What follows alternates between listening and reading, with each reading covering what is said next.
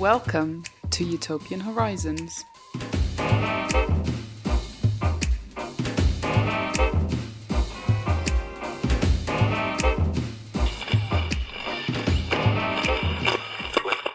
Hello and welcome to Utopian Horizons, a podcast where I cover a different utopia, dystopia, utopian thinker or movement in each episode.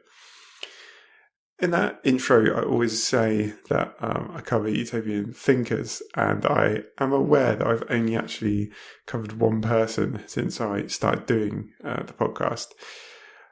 I just wanted to say I don't know exactly when this will happen, because quite often I have plans to do stuff that ends up taking longer than anticipated or has to happen at a different time than I'd like to for whatever reason.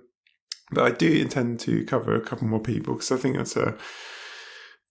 I love looking at fiction and films and books and stuff like that. But I think looking at particular people is also can also be fascinating and inspiring, I guess, and very useful.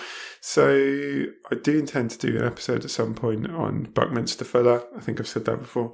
Who is a very interesting, definitely a utopian the way he thinks about the world. He's kind of interesting to me as his role as kind of an inventor in a way that we don't see anymore. I think in a way, I think we now have the kind of role of the inventor has been kind of subsumed by startup culture. The inventor now would be someone who would come up with some tech startup business, or invention would be designing a new form for the next Apple product, the way it looks or whatever. It used to be this, I feel like it's kind of old fashioned now, this idea of the inventor as someone who thinks about creations that address real problems that the world has and thinks about their inventions in terms of how they can address the problems of the world and make the world a better place. Whereas now it would be where's a gap in the market or whatever. That would be what the modern inventor would look at. So anyway, before I go too on about Buckminster Fuller, I think he would be interesting to cover, not to mention all his plans for cities that float in the sky and all this other kind of weird stuff. Also, it was recently the 100-year anniversary of the death, or the murder, I should say, of Rosa Luxemburg. If I had planned better, then I would have had something ready for that. But as it happens, it just reminded me that that's someone I'd like to cover. So I'll try and get something on Rosa Luxemburg at some point as well. But anyway, let's talk about what this episode is about. And that is Black Panther, the 2018 Marvel film. Joining me to talk about the film is Deirdre Hollman. Deirdre spent a long time, 15 years, at the Schomburg Center for Research in Black Culture at the New York Public Library. And more recently, she is the co-founder and creative director of the Black Comics Collective. She's someone who's very interested in Afrofuturism and popular culture, and obviously comics, and those things come together in Black Panther. So she's a great person to have on to talk about that. Very quickly, before we get on to that conversation, thanks to those of you who have signed up on Patreon to support me doing this at patreon.com/Utopian Horizons, where I've been putting out bonus episodes, and we'll continue to do so. Possibly going to start looking at capitalist realism soon, and a couple of other ideas in the pipeline there. So if you want to have a look at that, see what I've been putting out in terms of bonus episodes, just go to patreon.com/Utopian Horizons and you can see that there. I don't think I mentioned this on my last episode, which probably came out after it, but as I forgot, I recently guested on a podcast. I was on a podcast called No Cartridge Audio, which, if you don't know, is a podcast about video games. And I went on there to talk about a game called The Return of the Obra Dinn, which, is a very cool, interesting game. And if you're interested in video games and you're not aware of that podcast, then you might want to check that out. I just thought I'd mention that. Anyway, that's enough of that. On to my conversation with Deirdre about Black Panther. Joining me now is Deirdre Hollman. Thank you very much for joining me, Deirdre. You're welcome. So Deirdre is founder and creative director of the Black Comic Collective. Before we get on to what we're going to chat about today, I just wondered if you could tell people who are listening what the Black Comics Collective is, if they might be interested in that. Sure. Thank you for having me. The Black Comics Collective is a forum for connecting comics creators of color with the communities that really crave their work. And so I am a co-founder of the Black Comic Book Festival at the Schomburg Center for Research in Black Culture that happens annually. And out of that festival came my desire to want to keep connected to both the creative community and all of the fans and readers of comics. And so I created the collective to be an organization that can really unite those two communities around special events, around readings, and also using social media to keep everyone informed of the new products and new ideas that are being shared. Okay, cool. Well, there's definitely some people that listen to the podcast who are into comics, so yeah, go and check that out. Terrific. Yeah. So anyway, what we're going to be talking about today is the film Black Panther, which is a film that obviously sparked quite a lot of conversation when it came out, and there were lots of people introduced to terms like Afrofuturism who may not have heard that word before. So I thought that would be a good starting point. So I just wondered if you could explain to people who may not know what exactly Afrofuturism is. Sure. To me, Afrofuturism is a concept that represents the fact that people of African descent actually survive in the future. And how they do that, what that looks like, the policies and the beliefs and the principles that guide that, future existence, create a whole world of thinking around arts and technology and culture, and the environment and architecture and clothing and language. And so Afrofuturism is a term that people in all of those fields use to talk about, how will we survive? How will we live in the future under circumstances that we can now imagine are possible for ourselves? And so we will not buy into an extinction philosophy or any kind of dystopic philosophy, but we'll think about how can we use the technologies and knowledge and the language and the creativity that we have to survive and to thrive in the future. Okay.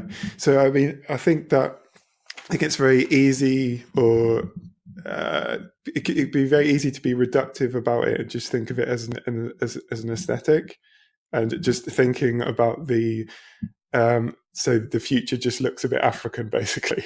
Whereas exactly. What you're saying is it's a lot more than that. But not to say that aesthetics can't be a part of it, of course, but aesthetics are a big part of it. And I think what we see in popular culture, the aesthetics are the first things that begin to surface and begin to be consumed by a broader public. But I think if you look into philosophy, into science, and into architecture, and into design, and into health, you'll see people who are Afrofuturist thinkers doing work, but it's not necessarily in the pop culture conversation. Yeah, sure. So yeah, obviously this is Black Panther is a kind of pop culture way into that. Absolutely. Yeah. So this film is one, obviously, a podcast about Utopia, and there is a Utopia in this film, which is called Wakanda. Could you maybe describe Wakanda a bit for maybe people who haven't seen the film, and then maybe just talk a bit about what kind of strikes you as important or unique about Wakanda? I think the whole premise of Wakanda in Black Panther is that it's a place that has not been colonized by the West. And so without colonization influencing the political structure and kind of everything else about how a nation can be governed. You see in Wakanda a place that is not only sovereign, but I guess you could say kind of trans-ethnic, a place that is relying on its own natural resources to supply energy and food and even protection to itself. So it's not exploiting other places and spaces either. And you also see a place that, because it hasn't been disturbed for its existence, a place that has been allowed to develop. It's a vision of Africa that has been able to develop to become a first world, as we would consider it, a first world nation without any interruption or disruption or war or conflict. I think that's like you said there about not being, they're a country that hasn't had their natural resources exploited. Obviously, they have in this world a fictional natural resource called vibranium, which is kind of this like almost magical resource that allows them to do incredible things. But yeah, like you say, it's almost the fiction it almost is a stand-in for Africa having had a natural resource that hasn't been exploited by, Yes. for example, my country of birth, which are responsible for much Yes. of that. It's an interesting concept, and you see how in need the West is of vibranium, and even how, the through the Marvel fictions, you see how vibranium can be used to heal, it can be used to build, but it can also be weaponized. And so it kind of brings with it all those human conflicts around how do we use the power that we have. Do we use it to build and protect ourselves and to create cities that support everyone, or do we use it to devise weapons and continue to war and battle between ourselves? What do you think of the kind of, because in some ways it feels like quite a traditional place in the sense of maintaining like traditional culture, but it's definitely not how do I say this, it's not kind of fetishizing some like historical like tribal, like this is the future at the same time. Right. And Wakanda, I mean, in the Marvel story, Wakanda is the present. So it's really interesting to think about it, right? It represents the present. So Yeah, it's sure. it's in the same time as we are in.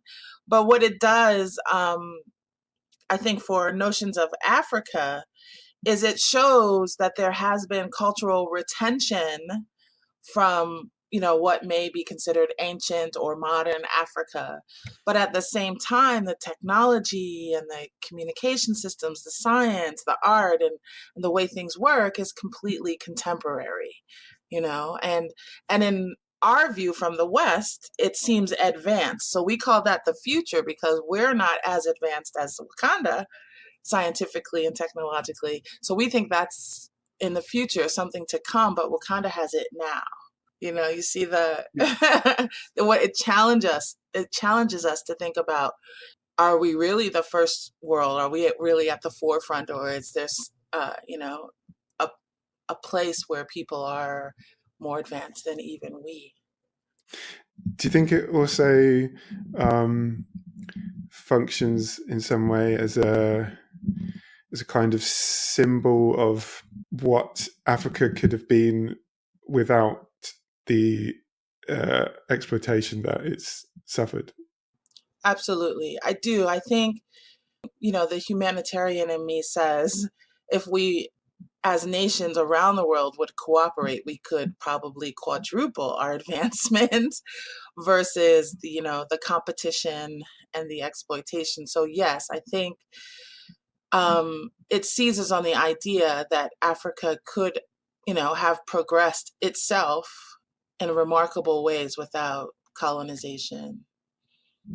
It's a very appealing vision of the city as well. I think it's kind of because I think when we think of the city in cities often represented, like you say, it's actually I called it the future, and you're right to say it's the present day, but I called it that because like it kind of feels like the future because they're so advanced. It does. When we see the city in the future, it's quite often dystopic, and we think of things like very corporate, like policed spaces, and we think of cities as being very branded, like cities all look the same, they all have the same. This feels like it's a more kind of green version of the city, and very Absolutely. vibrant, and very a place that's very alive, if you see what I mean.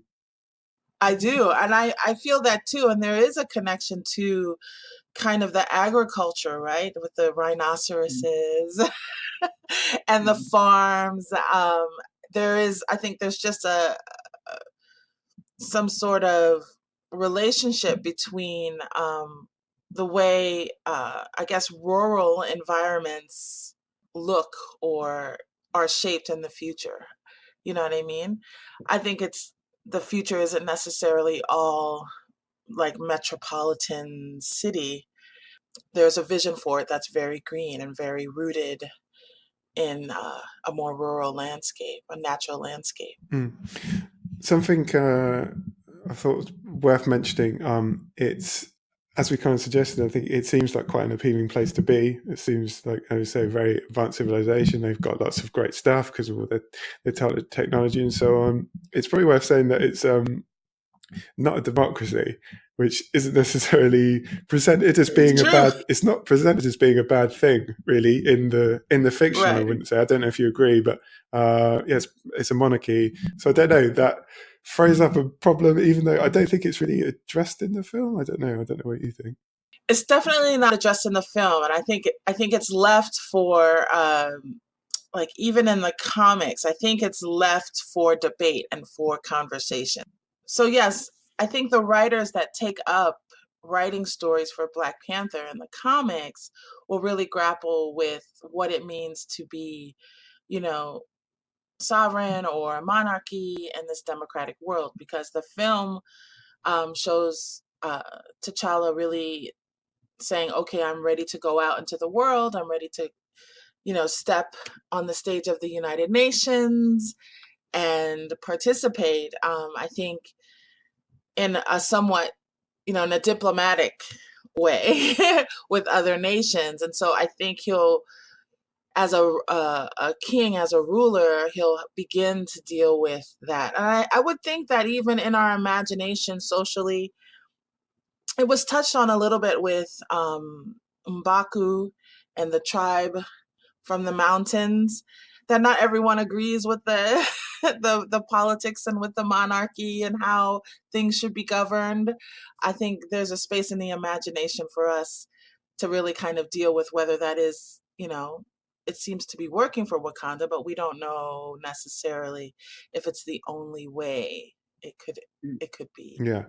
While you mentioned the comics, actually, because I don't know the comics at all, is the movie like pretty faithful to the comics, or are they kind of big differences? Definitely, I think the movie gives us the framework for the comics that comes from the comics, so like how Black Panther kind of came to be. The movie actually starts a little bit later than the comics start in the timeline, because Captain America and the Avengers have several stories that involve Black Panther and Wakanda that predates the film that we saw. And so, there were battles between Black Panther and Captain America. It's how the Avengers know about Wakanda, and that's how vibranium even gets to the West.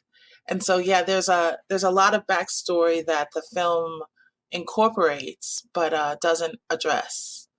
And so, yes, it's faithful, but it has its own little moment.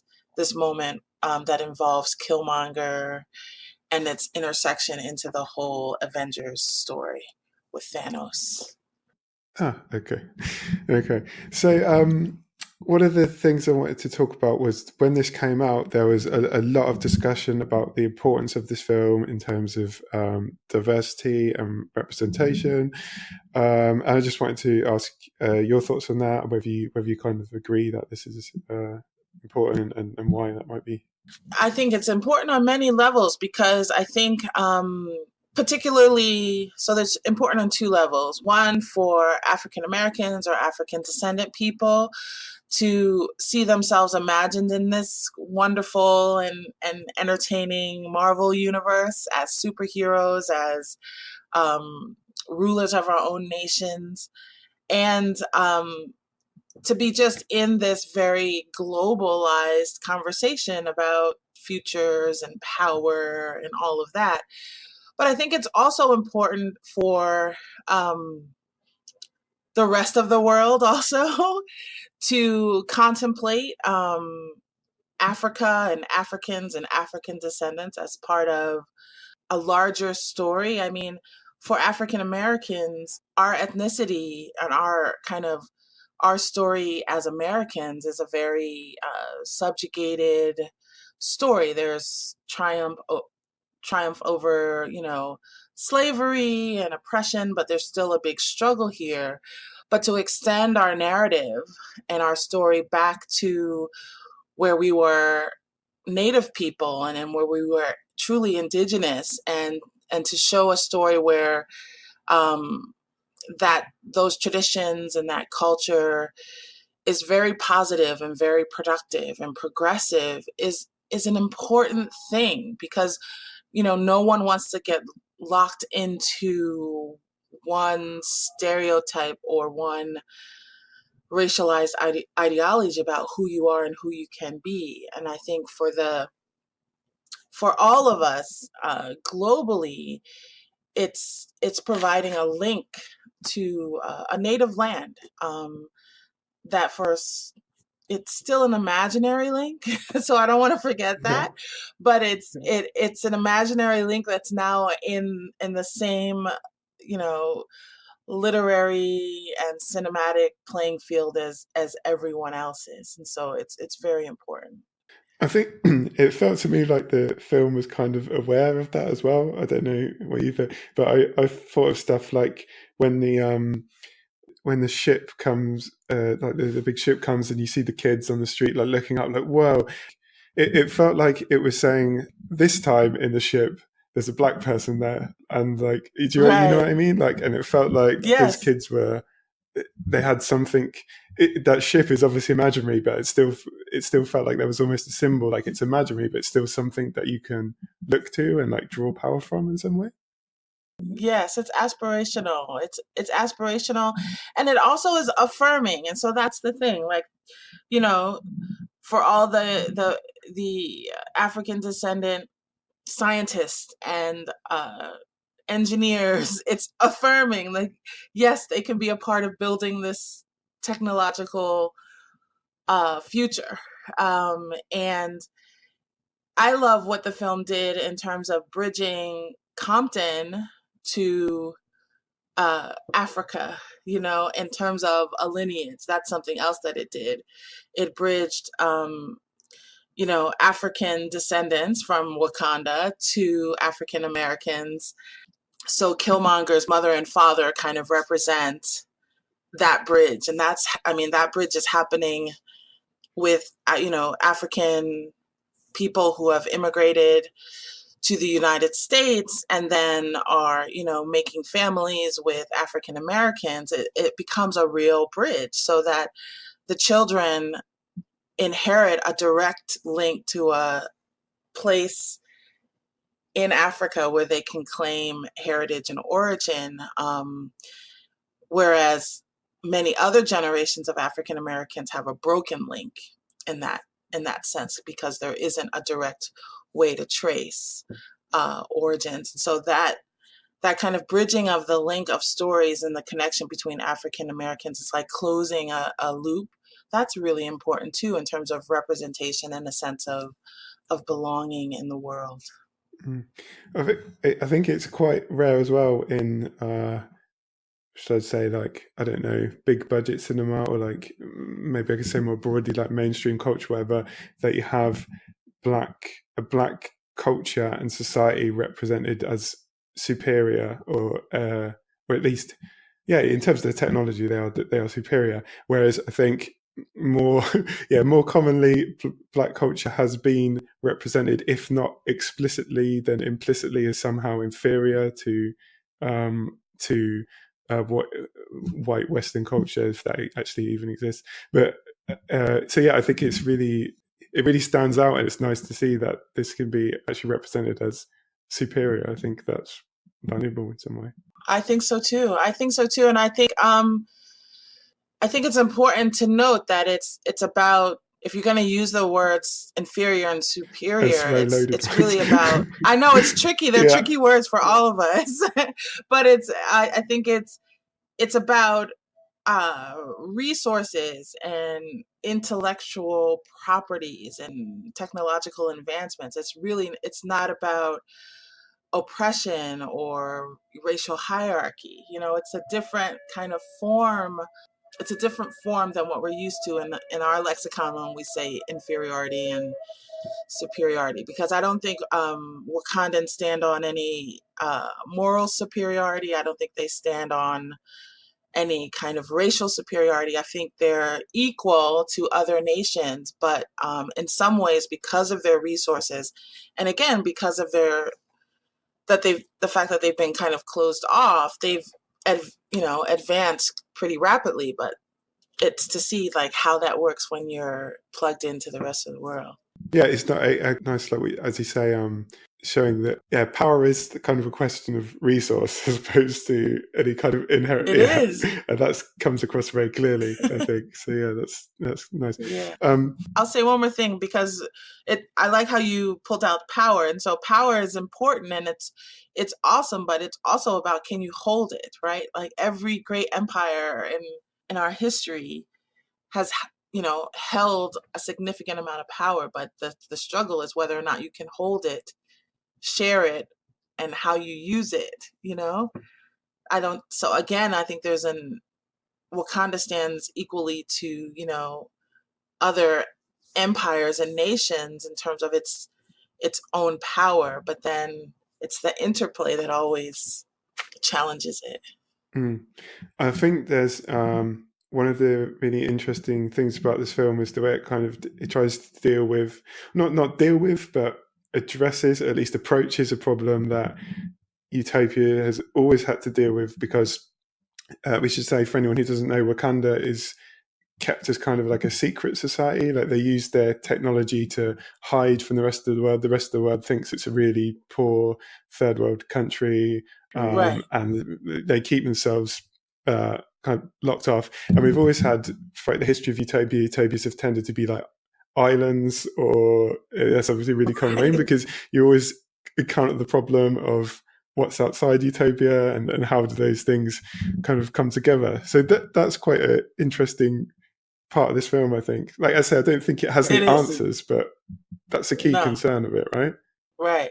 And then, so as a thinker, a scholar, and a teacher, I think those questions are so important for us, as consumers of this art or this literature or this cinema. As those are the questions we should really be thinking about, really good questions for us as human beings. Yeah, and it's and I like the fact that so we think of this, we see this place as being, oh, this is a really great place, and they have all this stuff, but you do say stuff. So like, for one of the characters, for example, starts talking about refugees, and he says, oh, you let the refugees, and then they bring their problems with them. And so then we see that we still have the kind of desire to, like, we have this perfect society, this is for us, like, we can't let these outside people in, they're going to cause us problems.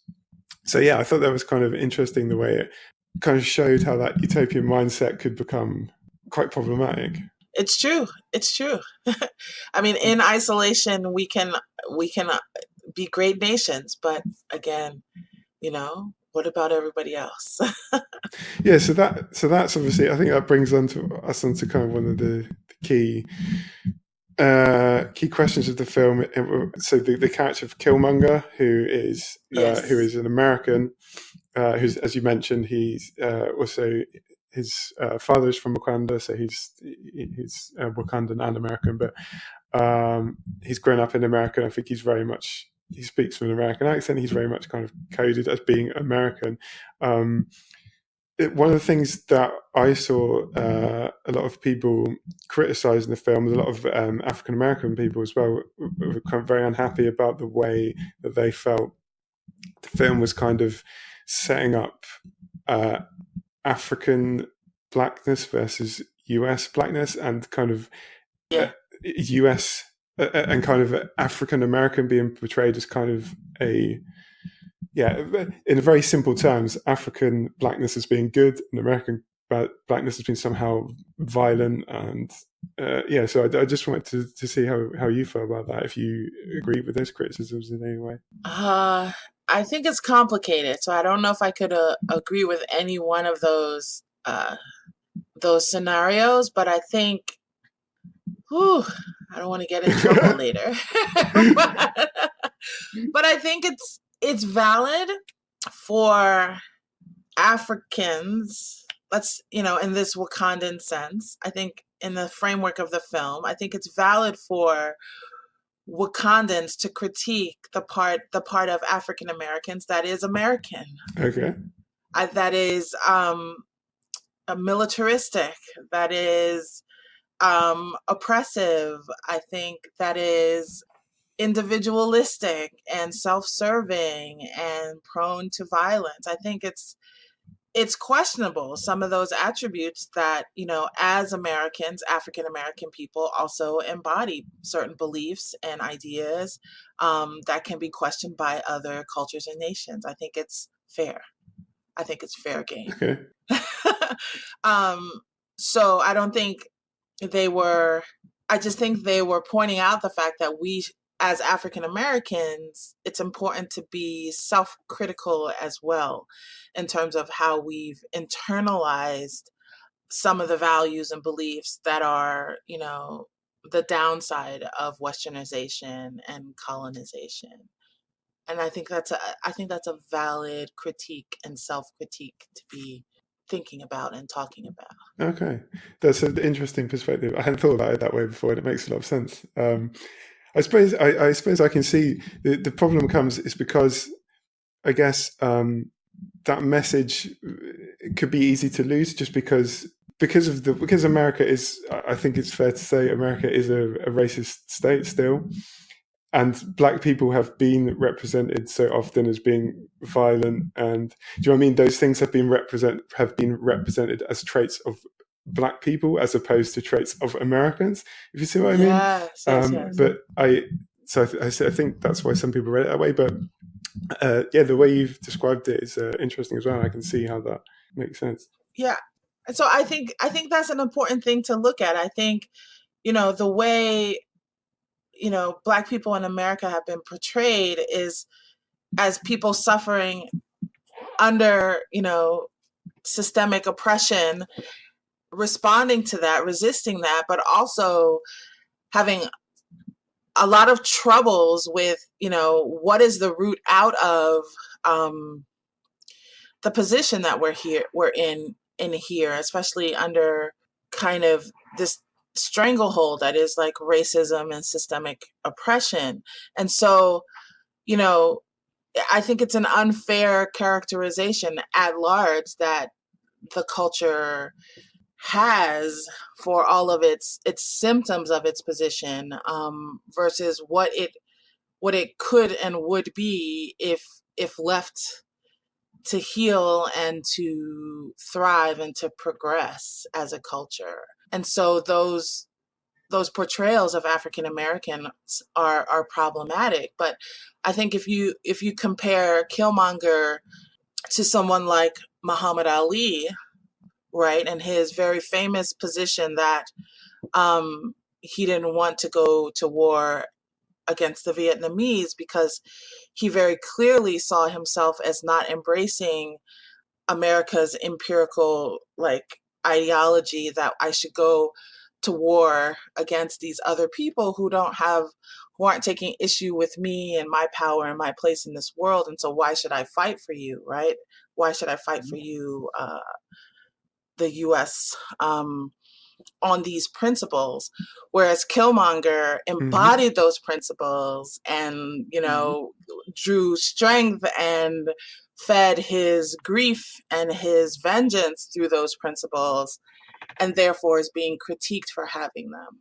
Whereas we look at Muhammad Ali as a someone who responded with non-action and peace and tried to remove himself from that, whereas Killmonger embodied it. On a very larger scale, we can extrapolate that these are the choices, or just how complicated our status as African Americans are. Like, we're trying to live and thrive in this world as Americans, but it's not all of it. It's not every piece of this this country's politics and ideologies do we support and embody. So it's interesting. It's complicated, as I started to say. It's very complicated. No, it's interesting though. Yeah. Could you maybe kind of again, just for people who haven't seen the film, could you kind of explain what the kind of conflict is between Killmonger and Wakanda, like what he wants versus what they want? So the short story is that T'Challa's father, and Killmonger's father, whose name I don't recall, were brothers. And so they had equal rights to the throne. However, T'Chaka killed Killmonger's father, suspecting him of betraying Wakanda. And so he is royal. Killmonger is Wakandan royal, and simply comes back to Wakanda to challenge T'Challa, the now son of T'Chaka, who's king, to rule Wakanda, because he would have naturally had that right had he been in Wakanda, but he has to come to Wakanda to challenge the king and to fight for his place. And he's some way kind of continuing his father's legacy in some way, in that the reason that the betrayal was, he was, if I remember correctly, he was basically like collecting Wakandan technology to give to kind of African Americans fighting against oppression in resistance movements, and giving away Wakandan technology and vibranium and so on was a big no-no for them, because obviously it's meant to be a secret. Yeah, that's continuing on as well, right? Like this is one of the things I found about quite interesting about Killmonger is he's presented as these negative traits you've talked about that he embodies, like violence and all these things. That's very present, and we see him being very brutal and killing people without. But his project is kind of quite sympathetic in that it's quite a difficult thing, because he's. Well, for a start, his father being murdered, which for trying to help effectively a repressed community, is that's sympathetic. And his basic idea, right, is you're keeping all this technology for yourself, and I want to kind of liberate the world. Right, but he wants to liberate the world through like mass violence, and so is that the right choice? And I think between Killmonger and T'Challa, that's the question. And even Killmonger's point of view that's when they try, again, fiction, but they tried to add, what's a little bit maniacal about Killmonger is his kind of lack of regard for tradition and his desire for world domination by burning, by like just and not necessarily representing a path through revenge, that as he represents someone who's decided that revenge and annihilation is my only path, and then I shall reign eternal, which in comic book lore, that's always a bad idea. That's like always this idea that you can just take revenge, kill everyone that ever, transgressed against you and then rule supreme, we tend to believe it can't work that way. And so that's a conflict as well, that comes with Killmonger. But I agree that his project and his motivations are extremely sympathetic and rooted in something very real. And it's the problem of an isolated Wakanda that didn't come back to save or to avenge the Africans that were stolen and brought to America. And I mean, I think for African Americans, that's a big wound. You know, it's a big wound for African Americans, and that concept is that we weren't saved by our brethren or in Africa is a somewhere deep in our narrative. Did you think? I don't know whether this is unfair or not, but like maybe it's because kind of it's I don't know comics particularly well, so you can correct me if I'm wrong. But I'm thinking that it's kind of normal for comics to kind of deal in like almost archetypes or like Yes. Yeah. So I don't know, but I felt that. So yeah, maybe that's why, and it's also a mainstream film, but I kind of felt it was trying to work a bit too hard to make him a villain at some points, in the sense of like he would say things like "rise up and kill them all and their children."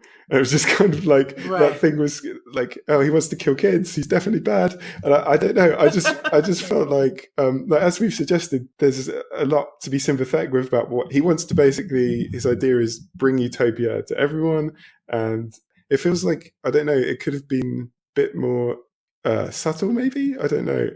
I don't know if you agree or not, but as I say, maybe I'm just being unfair. Maybe it's the way comic books deal in archetypes. Maybe I think it is. I think I would allow a little bit of that. I mean, I would give that over to the genre to make these really broad, clear archetypes kind of deal with their dilemmas in kind of black and white ways.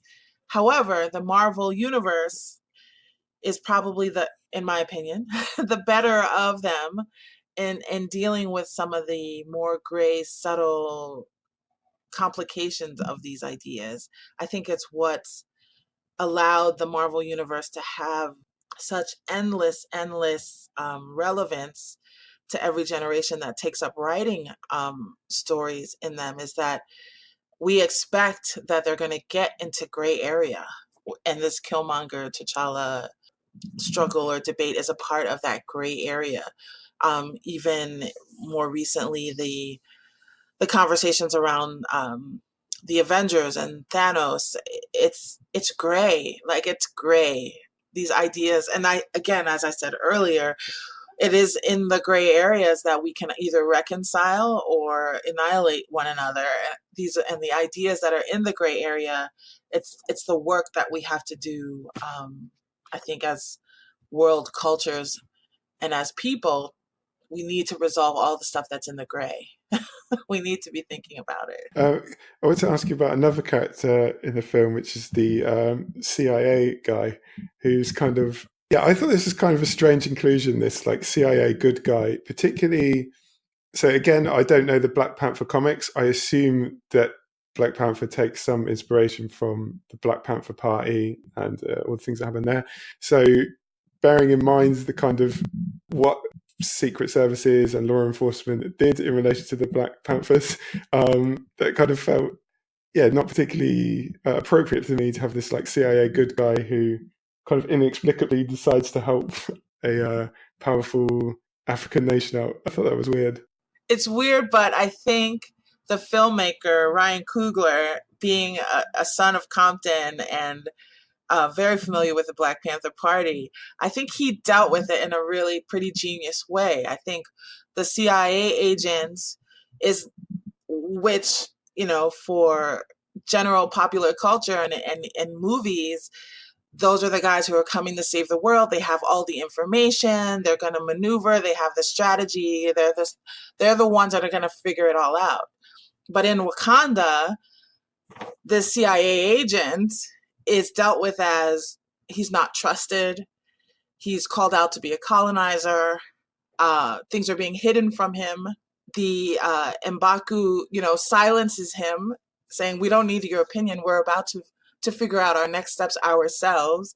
And so I think the filmmaker kind of plays with the idea of the white guy having all the answers in all of these very subtle moments. And I think African American audiences recognize that. And, if you view the film with African Americans or, people just who are conscious of that conflict, you could see, it's a powerful thing to see, the guy who's considered to be the smartest guy in the room in so many films and so much culture be silenced by a Black leader. That's a very powerful image.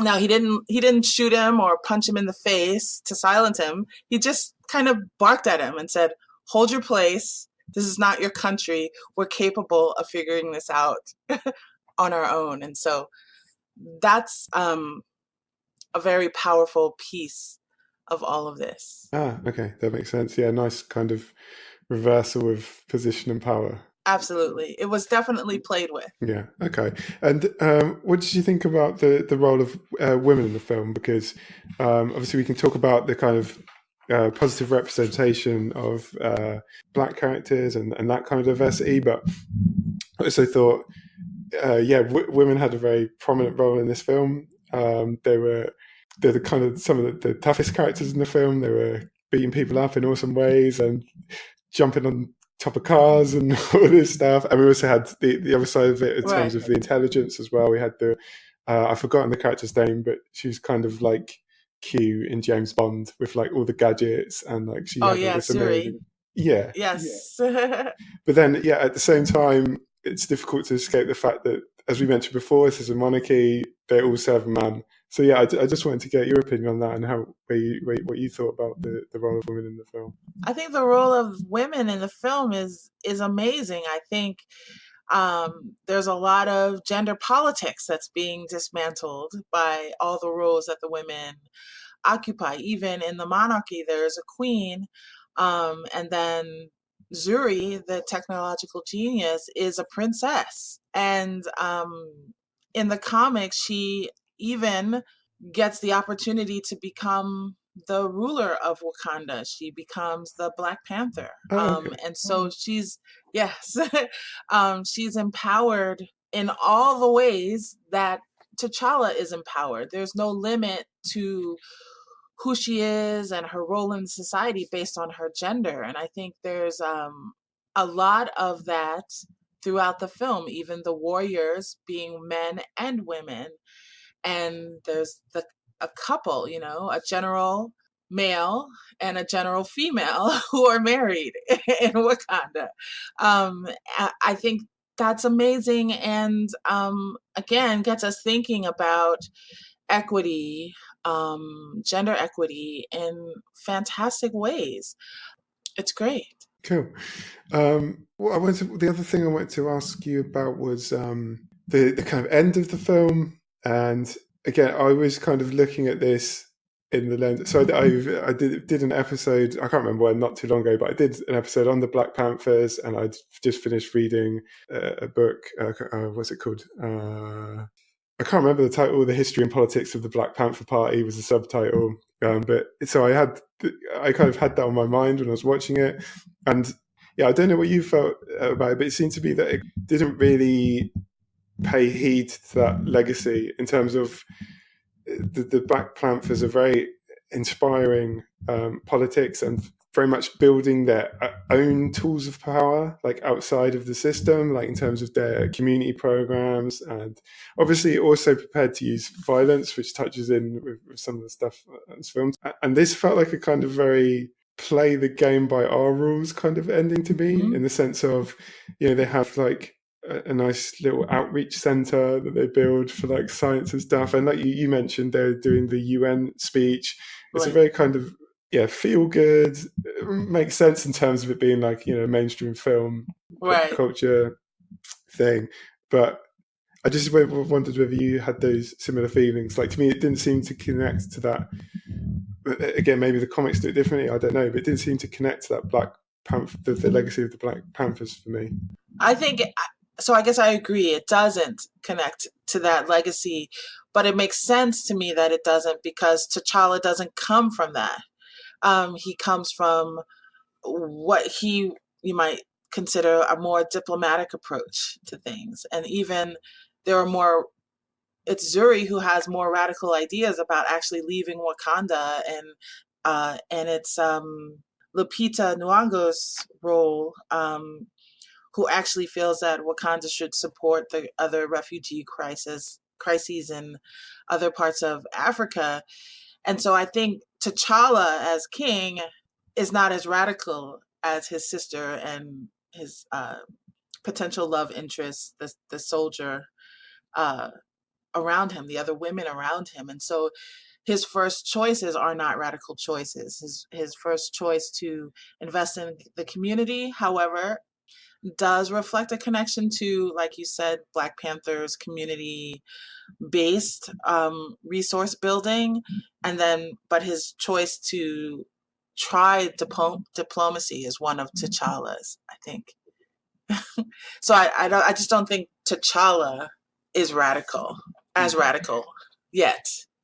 So I'll just one final question to I suppose what I would ask is, do you see that like diplomatic ending that T'Challa represent as being what is important about the film, or what struck you about the film, or is there somewhere else where you find the value in it? I think it's important. I think it's definitely important about the film. I mean, it's part of a resolution to the struggle with Killmonger, right?